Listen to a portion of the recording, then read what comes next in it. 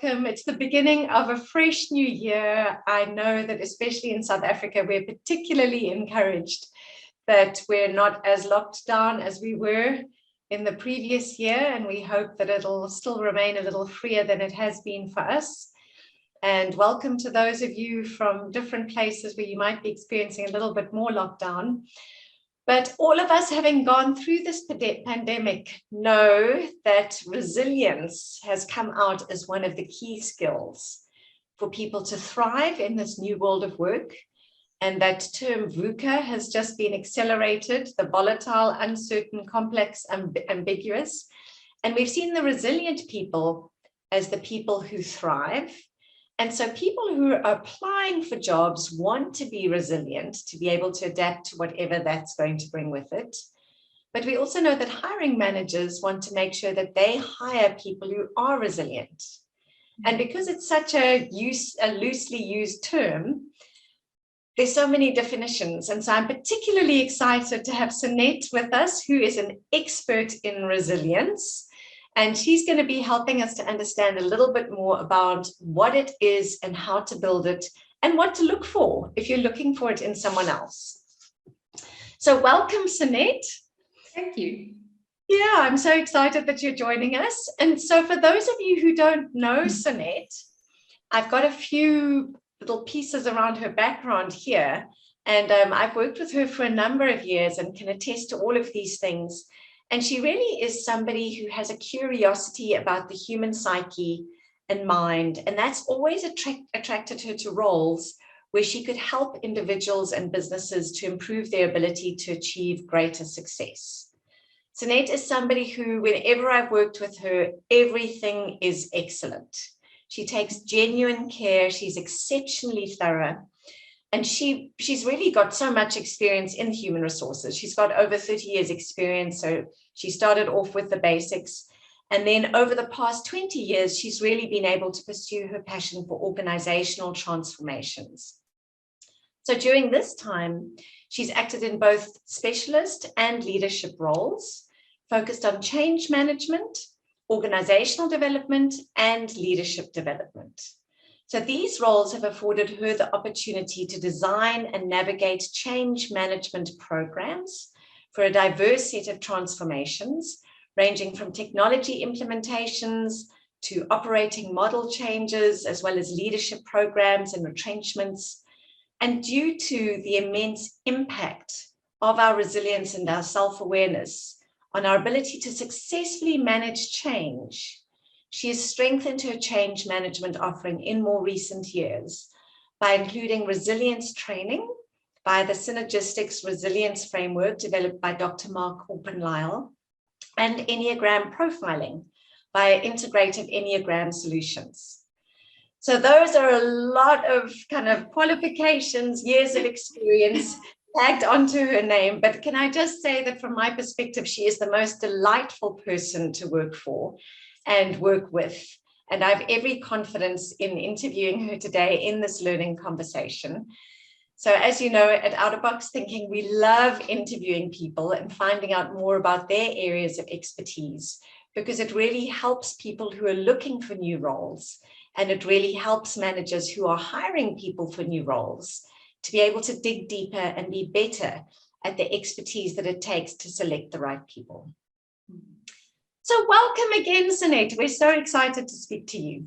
Thank you. Thanks a lot, Jane. Yeah, just thanks to you and Out of Box Thinking. I think, as you said, it's just such a much needed topic, and lots of that going on in around us, and lots of talk about the need for it. So yeah, I'm excited about just sharing what I know, and some of the work of Dr. Mark Oppenlyle. I think he's done some excellent work in this space. So yeah, looking forward to sharing. Excellent. So perhaps you can start off by telling us, what is resilience? We said there's so much talk about it, but so many different things. Share with us a little bit about what resilience actually is. Yeah, so Jane, I think if one does a general search on the definition for resilience, you'll often find that it's described as the ability to quickly recover or bounce back from difficulties. But that's a rather limiting description of resilience, I believe. So what I prefer a lot more, and what's a far more liberating and expansive definition of resilience, is the one that's used by Dr. Mark Oppenlyle in his framework, where he describes resilience threefold: as the proactive coping process that's aimed at thriving in adverse conditions by utilizing 4 key resilience dimensions. So it's proactive, it's about thriving, and it's about using 4 key resilience reservoir pools, if you want to call it that. So if you don't mind just putting up that first image, I think it's easier if people see those words, because it's a lot to process and take in. Thanks a lot. So the proactive, as we said, it's a proactive coping process, and that really speaks to the assumption that there's some preparation required in this. You don't just turn up at the comrades or some race or some big thing in life and you haven't prepared for it. So the same with resilience. It really is a process. So there isn't like, do these 3 things and you'll be resilient. It really is a process, and it's a proactive process. And it really is, I like that second part where we're saying it's aimed at thriving in our challenges and our daily hassles. So a lot of people think that you can't thrive, that it really is just hanging on for dear life when you go through stresses and challenges in life, when in fact it is actually possible to thrive through your challenges. And then the 4 key resilience reservoir pools that we speak about contains a mental dimension, socio-emotional dimension, a physical dimension, and then also a spiritual dimension. So the intent with this framework and with these 4 dimensions is to build your resources in these 4 dimensions, so that your internal resources are greater than the demands on you. So if we say the demands on you are really the daily stresses and strains and trauma that happens to you, then the idea is to build your resource pool so that your resources are bigger than the demands. Unlike some of our bank accounts, probably after the December holidays, where the demands are a lot greater than the resources. So similarly to a bank account, you want to deposit activities, preparation into those 4 dimensions so that you can be ready when stress hits you. I must say, I love that definition, Sonette, and I'll stop sharing for a moment here. Is that okay? Do you Yes, you can stop sharing. Yeah, thanks. But I love that definition as you've explained it, where your internal resources are greater than the external demands. That we've got to focus on building those internal resources. Yeah. So tell us a little bit more about that. How do we build those internal resources? Because again, there's so many different ideas out there on how to do that. Yeah. So Jane, before we go there, I'd love to actually just first share with you some of the interesting facts and sometimes misunderstood facts and sometimes myths about stress and resilience. And we don't have time in the time that we have in this conversation today to go into all of it. We go into a lot of detail in the workshop that we run, but I'll focus on 3 for the purpose of this conversation. And the first one really is the popular belief that we should strive for a stress-free life. So stress-free life is like nirvana, and that's what we all should be aiming for, and we should try and eradicate all stress around us, when in fact that's actually not really what we should be aiming for. In fact, too little stress can have the same detrimental impact on your performance as too much stress, believe it or not. So one study they did with on middle-aged men who reported high levels of boredom revealed that they are more than twice as likely to die of a heart attack over the next 20 years than their counterparts who are productive, busy, engaged. All right. So yeah, an alarming stat. And I think the other thing is that studies have shown that people who retire and experience a dramatic decrease in their busyness increases the risk of depression by 40%. So this thing that we should aim for, doing nothing, stress-free, is really just a myth. And if you could just put up that second slide there. Then I just want to show an image that is related to this. And what you'll really see there is on the vertical axis, there's the degree of effective performance, and on the horizontal axis, there's the degree of stress, so from low stress to high stress. And what you'll see there is exactly the point that I just made. The fact when you have low stress or very little stress, it doesn't necessarily do any good for your individual performance or for effective performance. We just spoke about the boredom, the frustration, the fatigue, you know, all of those things could diminish your effective performance, as much as burnout could actually diminish your effective performance. So we don't want to land up in the zone on the far right where you've got far too much stress and you actually land up in a burnout situation. And maybe just a little bit on burnout, which is also a slightly B part to this myth, is that we often hear people say, or I often hear people say, oh, I'm so burnt out when it's the end of the year. And in fact, what they mean when they say that is actually that they are just very tired, they are overworked, they've had enough of this year, and they actually need a nice big break. And if I say just overwork, I don't diminish the whole aspect of being overworked, but in relation to burnout, it is, you know, it is actually just overworked. So the conditions that need to be in place for burnout, for proper, true clinical burnout syndrome, is actually three things: emotional and physical exhaustion. So if you find yourself being emotionally and physically exhausted, so much so that you don't want to engage with people around you, plus if you, under those circumstances, get cynical. So cynicism is a second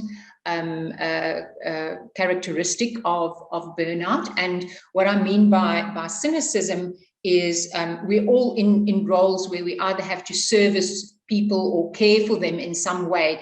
And if you find yourself where you're in a situation where you don't really care anymore, and you become nasty, you become careless towards those recipients of your care, that's the type of cynicism we're talking of. And then the third thing is really confidence loss. So you'll see there on the slide, it speaks about exhaustion, cynicism, and confidence loss. And the confidence loss that we speak of there is that thinking and feeling of, oh, I can't do this job and I can't do it. And it's not because you haven't been trained for it. You were able to do it previously, but at the moment, because you're so physically and emotionally exhausted and you're feeling cynical, you actually don't have the ability to believe that you can do what you are doing. So it's all three those characteristics that need to be in place for proper burnout syndrome to be present.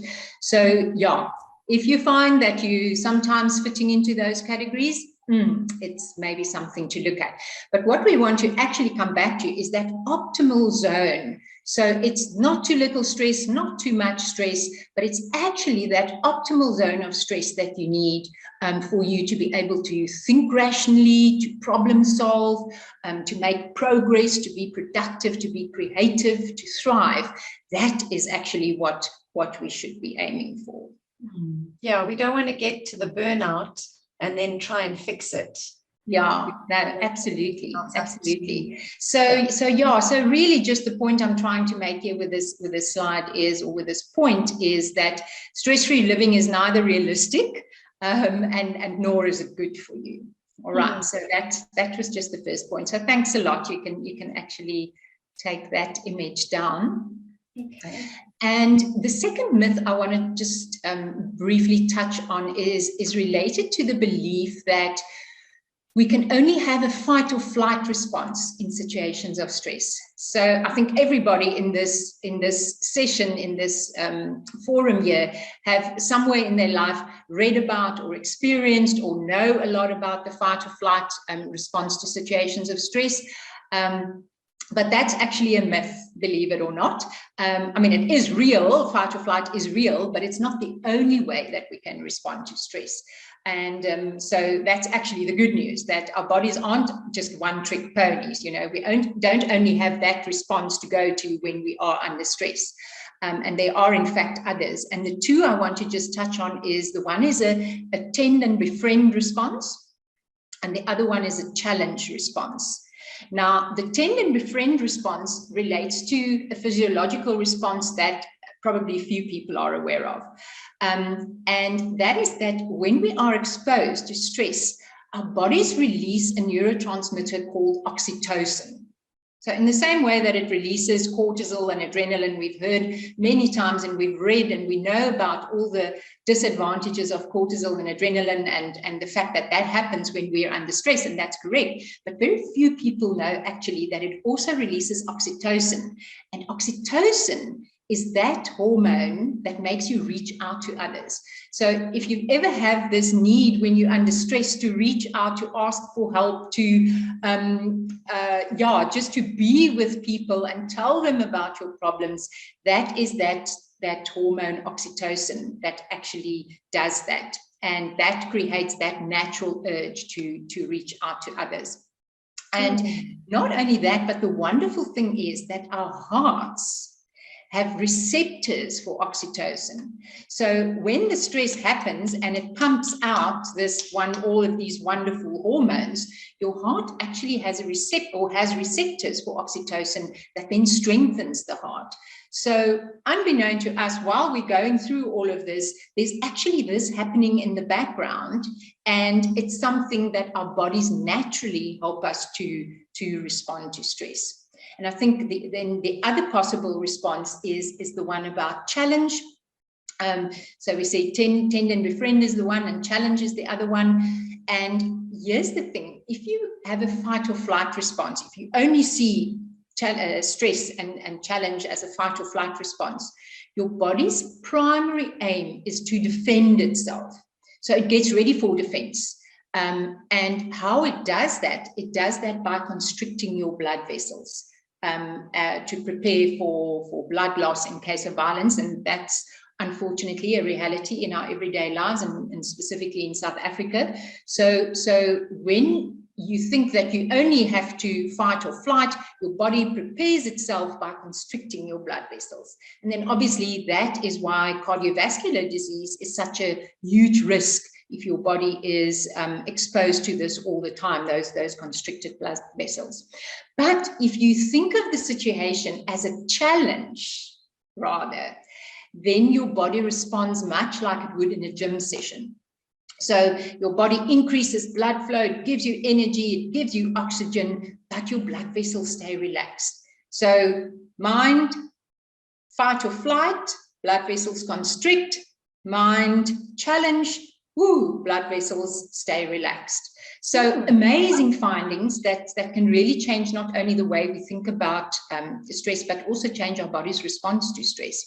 And if this sounds too good to be true, Jane, then I will share some TED Talks at the end. We obviously can't view them right now, but I'll put it in the chat box at the end. That actually speaks a lot about this. And the one is a talk by Kelly McGonigal, and the other one is a talk by Elia Krum. Now, Kelly McGonigal talks of a study where they did on 30,000 USA adults, and they asked them exactly the same two questions that I asked you at the start. How much stress have you experienced in the past year, and whether you believe that stress was bad for you? And then, interestingly, they scoured the public death records over the next 8 years to see who died. And this is what they found. High levels of stress increased the risk of dying by 43%. So you might say to me, yeah, that's about what I would have thought, and are you going to tell us anything else? But here's the catch. Only for those who believe that stress was harmful to themselves. So those who had high stress and believed that stress was good for them, they even had a lower death rate than those who said they didn't have any stress. So yeah, amazing findings. And then the other talk is about Elia Krum, and she talks about a study that they did on hotel room attendants, and they split the hotel room attendants into 2 groups. They did body measurements on them, so weight, body fat, blood pressure. They even asked them about their job satisfaction, and then they told the one group, they did a presentation to this one group about the physical benefits of doing this work. So whatever it is, you're making beds, you're climbing stairs, you're sweeping floors, you're scrubbing. They told them that all of those activities are good for them and will have a positive impact on them. And then after a while, they did the same measurements on the 2 groups. And lo and behold, the group who was in the presentation, they had lower or improved measurements on all of those things. So they lost weight, they had lower body fat, they had lower blood pressure, they even had an increase in job satisfaction. So why I'm telling you all of this is that the takeout really is that our mindsets can have a significant impact on us emotionally, not only emotionally, but also physiologically and physically. So it's not about just feeling good and singing Kumbaya and, you know, all of those good things, but it is actually that it has a physical and physiological effect on us. And it doesn't mean that there's no place for exercise or nutrition or medication, or that we just look at the world through rose-tinted glasses. But what it does point out is that our thoughts have a lot bigger impact on us physically than what we give credit for.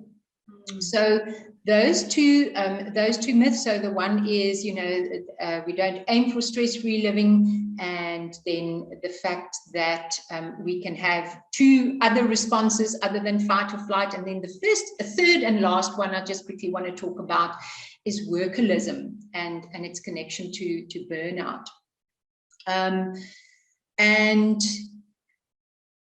very few people, I think, especially in this Zoom session, will say that workaholism is a good thing, or that you should strive for workaholism. But let me ask you this question. If or how many times in the past, either during a recruitment session or just in the workplace, you were impressed with or even rewarded people who are workaholics? So it's so easy, I think, let's be honest, it's so easy to be seduced by the seeming benefits of somebody who just works and has no other interest in life.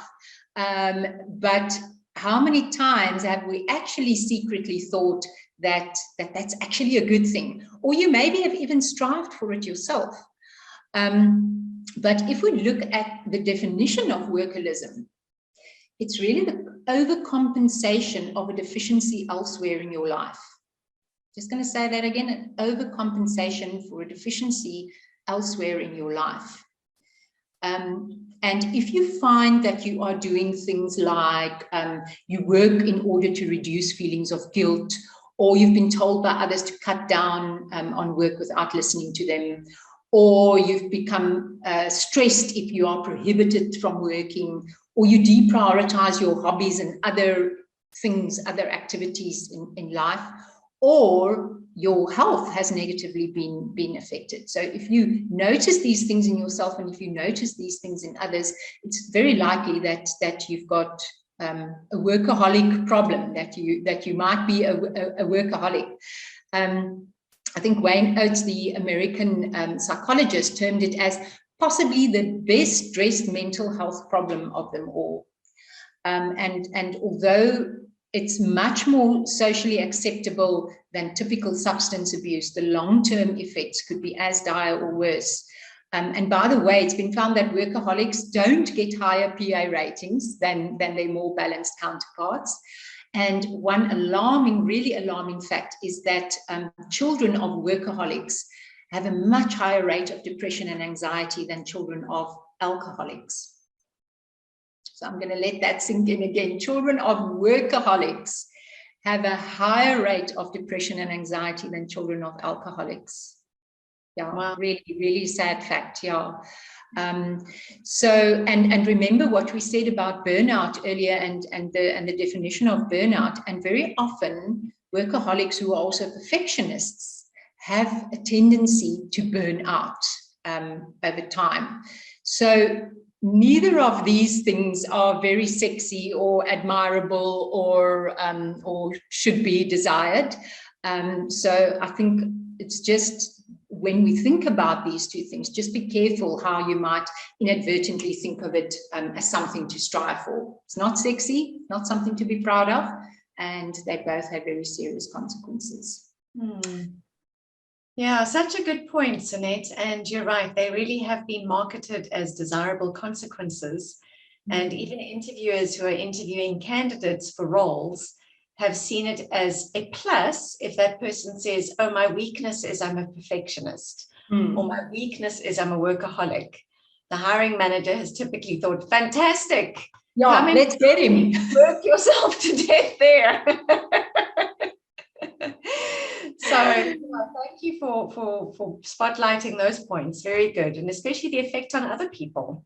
Yeah. So it's not just yourself that's being affected. Yeah, absolutely. Yeah. So going back then and saying, okay, we want to be people who build resilience. From your experience and knowledge and everything that you've studied, what is the advice that you would give people on how to build resilience? Thanks, Jane. Yeah, and I think I'm really excited about sharing the next image with you, which is the Synergistics Resilience Framework, which I mentioned earlier, that was developed by Dr. Mark Orpen-Lyle, and he did these studies and experimenting for his PhD, and all of this was written up over that 3-year period, but it's also got a lot of experiments and content that he gathered probably for over more than 20 years. And I really like this framework because it is just so integrated and it is just so comprehensive. And as we said earlier, it speaks about those 4 dimensions and the aim to build our resources in those 4 dimensions. So if you look at the inner circle where it says mental fitness, spiritual fitness, those are obviously the dimensions that we speak about when we talk about building your resilience.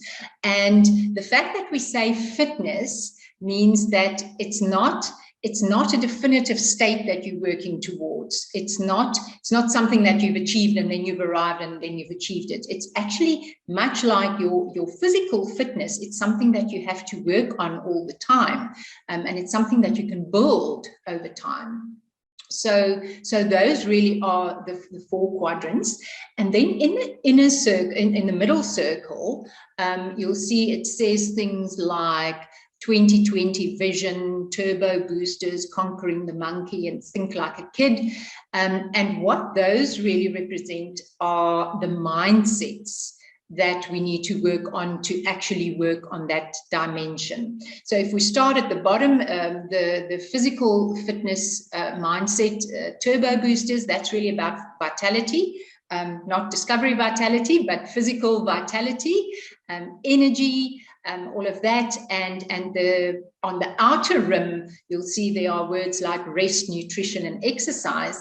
And in the workshop, we actually go into each of those elements, not so much on the exercise and nutrition, because there's a lot of views on that. There's a lot that's written and in social media and written in articles, and somebody is a keto and somebody is a this and a that and a banting. So we all have different views on what we prefer our diet to be, and as many ideas and views around exercise. So we don't go too much into that, but we do give some general guidelines.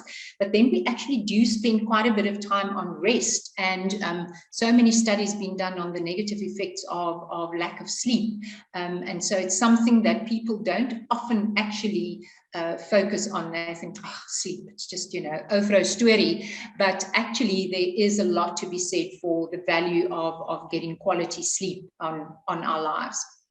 Then if we move up to spiritual, that isn't necessarily about religion, because obviously everybody follows, some people aren't even religious, but it could incorporate whatever your religious views are. But it actually speaks about that 2020 vision, which is really about perspective and maintaining perspective. And very often when we are in stressful situations, and people that really find themselves going into depression or burnout is because they're losing perspective, so it really is about what is our perspective on life and what is that true north, which is really what the coat of arms is about. That is something that we also focus on a lot, is helping people to say, how do you find your purpose in life? What are the things you can look out for? It's so interesting when you think of it this way. We all have life insurance, and we have got this risk policy and that risk sum, and so we're so prepared, we're so over prepared in life, actually, for death, that we don't spend enough time on preparing for our life and for our purpose and why we are really here for. So we've got a plan for death, but we don't have a plan for life. And that is really what the coat of arms is about. And then gratefulness and pay it forward. So those two are about, often when we are in stressful situation, we lose perspective on the things that we do have in life and that we can be grateful for. So that plays a huge role in maintaining our perspective, is that practice of gratitude and gratefulness. And then the last one, pay it forward. You'll remember that movie a few years ago, Pay It Forward, where the kid, I think the teacher asked them to come up with something to change the world, and this kid said, well, he's going to do 3 good things to 3 people, and then he's going to ask those people, the only payback is they must pay it forward to other people. So these activities and actions actually also release those feel-good hormones, serotonin, dopamine, oxytocin. So it's not only, just a feel-good fuzzy act that we're doing to think of what I'm grateful for and to do good in the world, but it actually has a physiological impact on our body. The mental fitness, think like a kid. I'm just going to go a little bit faster because I'm mindful of the time. Think like a kid is really about that mindset of being in awe, being curious about life. When we're kids, we're actually so willing to experiment, and we fall and we get up and we try the next thing and we ask why. And somewhere in our life, I think probably towards our teenage years, we almost lose that ability to be in awe and to be curious about things in life. So to work on this valuable piece of real estate that's between our ears, we need to constantly actually be curious about life. So collecting experiences that can grow our thinking, that can grow our experiences. And that's what the stimulus activity in the outer rim is about. And then the reflection part is, so we say stimulus is about collecting the dots, so collecting those experiences, and reflection is about connecting those dots. So it doesn't help that we have all these experiences and we actually don't stand back and reflect on it and say, how does this work for me? What am I taking out of it? What am I learning, so that I can continuously expand this thing that I've got between my ears. So that is mental fitness. And then the socio-emotional fitness really talks about the mindset, conquering the monkey. And I think you'll probably remember many years ago, there was this advertisement about that monkey that sat on the guy's shoulder, and the guy the more the guy fed the monkey, the bigger I think it was a KFC ad or something like that. But anyway, so the question here is really, when it comes to relationships in life, which monkey are you feeding? Are you feeding that monkey that is full of resentment, that doesn't actually forgive people, that's full of unforgiveness? Or do you actually feed that monkey of forgiving people and working on your relationships and making positive deposits into your personal relationships? So on the outer rim, then you will see nurturing relationships. So what is it that you need to do to nurture your relationships? And how do you break destructive relationships? What are those thoughts and feelings and things that you do on a regular basis that you might not even be aware of, that actually add to destructive relationships, and the need to actually break that. And in the middle, then you'll see that responsibility part of what is your responsibility in both nurturing as well as breaking those destructive relationships. And I think the last thing that I just want to say on the framework itself, Jane, is in the middle, you'll see there's that infinity image, and it really speaks to, you know, there's no beginning and no end to this thing. It's integrated, it's infinite. You can work on this for the rest of your life. You can work on it as little or as much as you want to.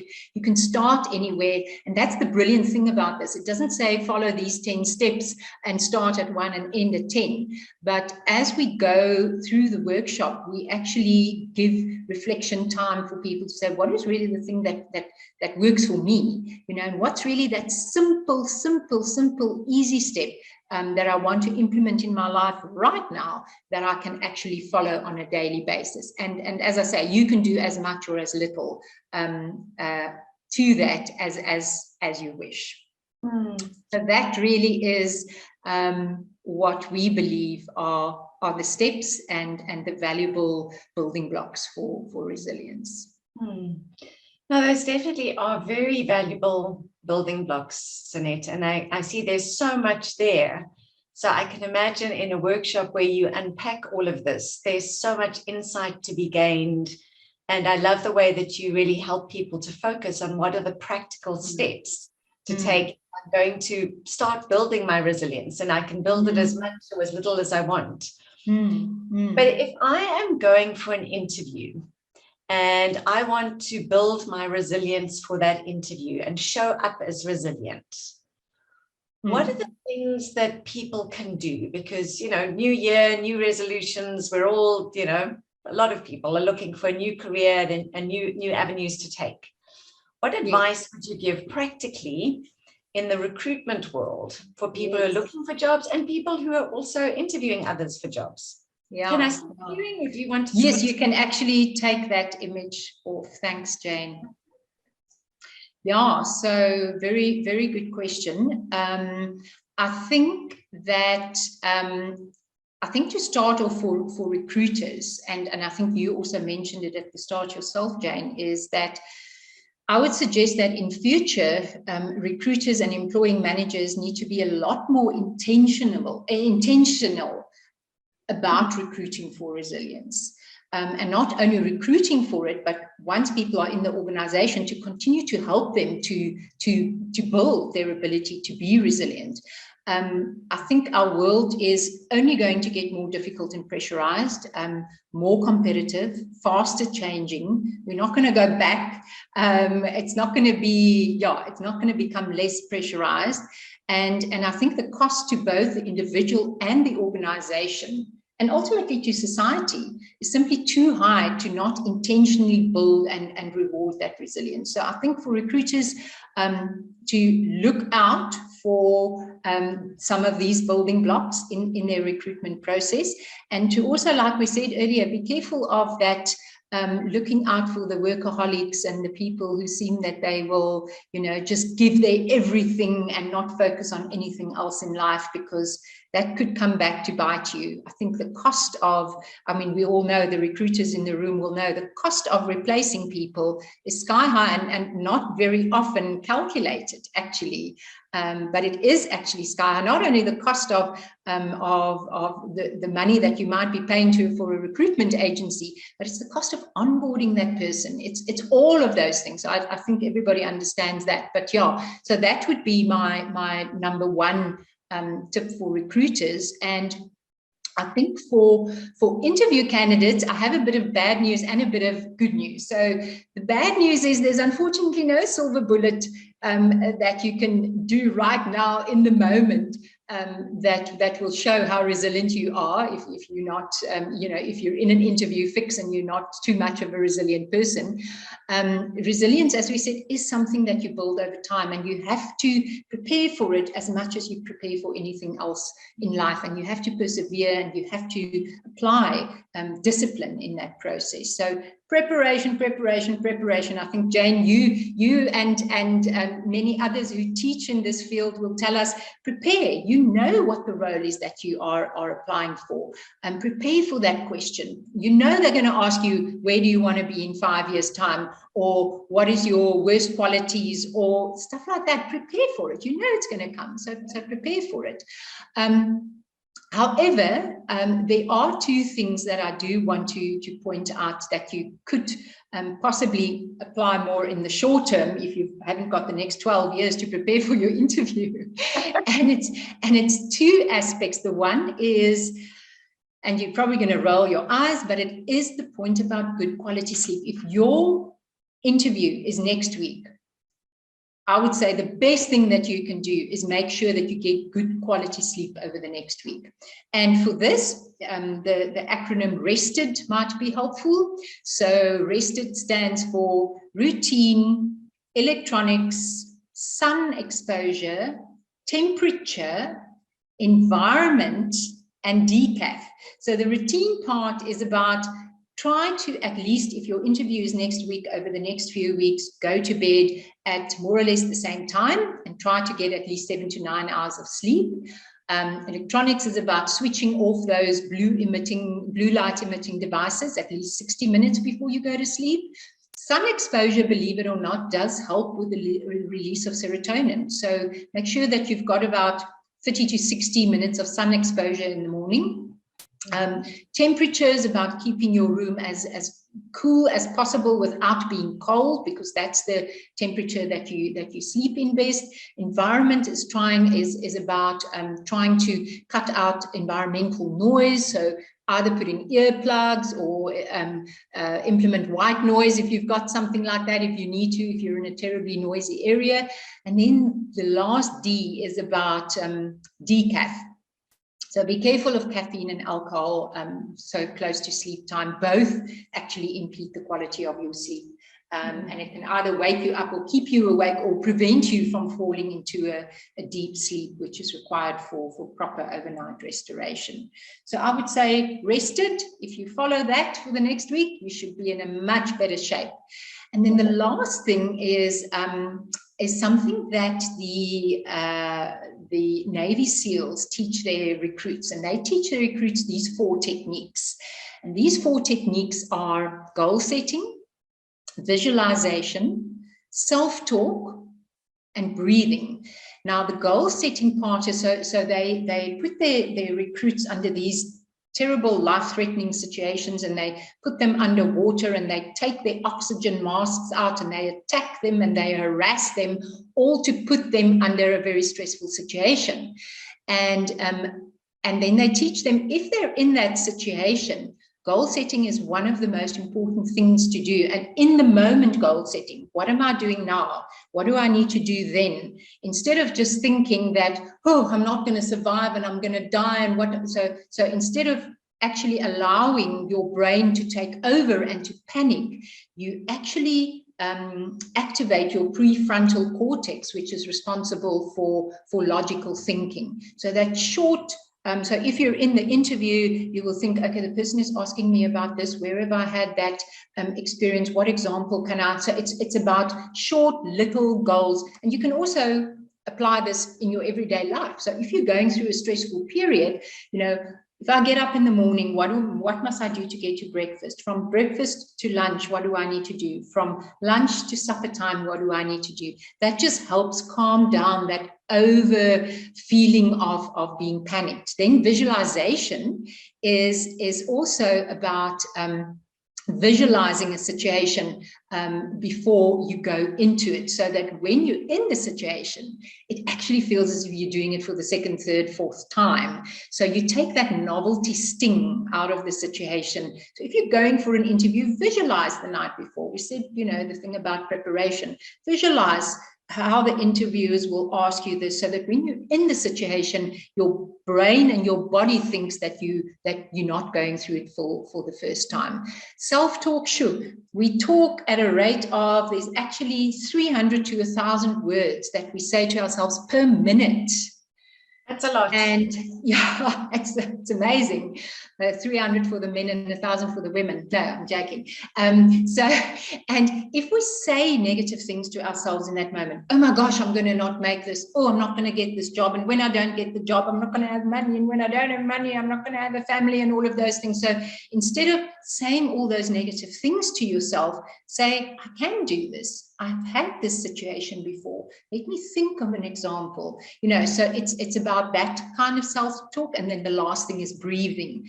And that really speaks to attempting to slow down your breathing, especially long exhales, because that mimics the body's relaxation process.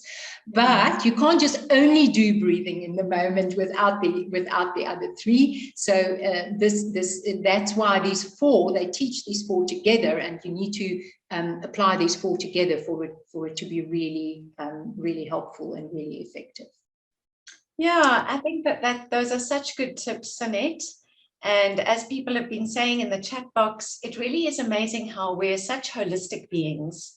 And so even going for an interview is a holistic process.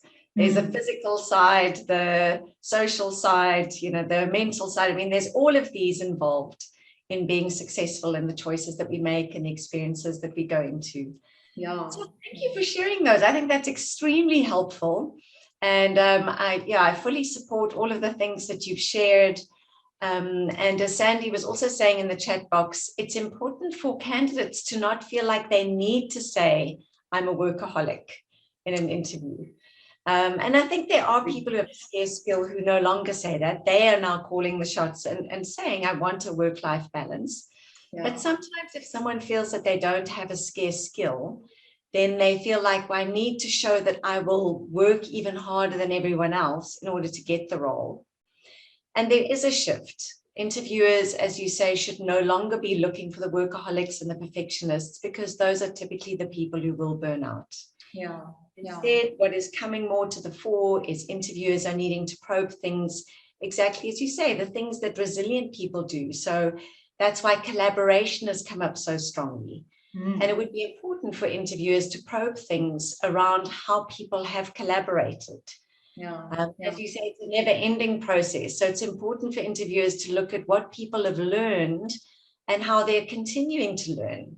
Absolutely. And the pressure is off the candidate to appear as perfect.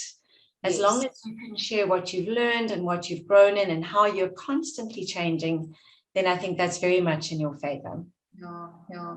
That ability to learn and that learning mindset and learning for life mindset, Jane, is just we actually go into quite a bit of depth in that in the 2-day workshop.